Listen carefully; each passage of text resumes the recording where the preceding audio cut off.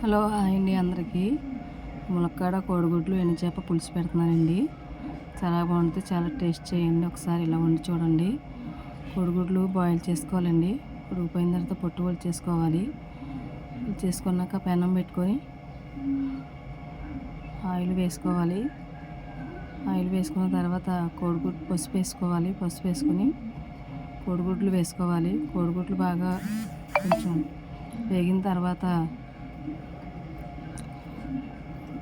కొంచెం వేగాలి.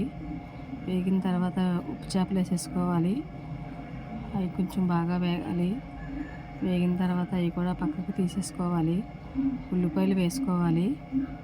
అవి బాగా కొంచెం ఉల్లిపాయలు వేసుకొని పచ్చిమిరపకాయలు వేసుకొని బాగా వేయించుకోవాలి.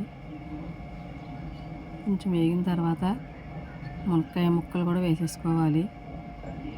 మునక్కాయలు కొంచెం బాగా మగ్గనివ్వాలి. ఉల్లిపాయల్లోని బాగా వేగిన తర్వాత టమాటాలు వేసేసుకోవాలి.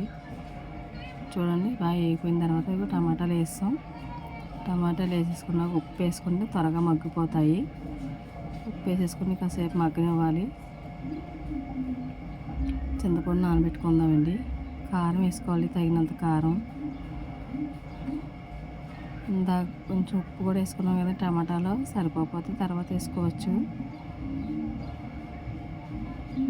వేగిపోయిన తర్వాత చింతపండు పులుసు వేసేసుకోవాలండి. ఇప్పుడు చింతపండు పులుసు వేసేసుకున్న తర్వాత మనం ఇందాక కోడిగుడ్లు ఎండుచేప ముక్కలు అన్నీ ఉన్నాయి కదా, అవి కూడా వేసేసుకోవాలి.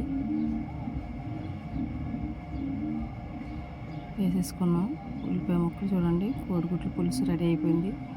నచ్చితే ఒక లైక్ చేయండి, సబ్స్క్రైబ్ చేసుకోండి.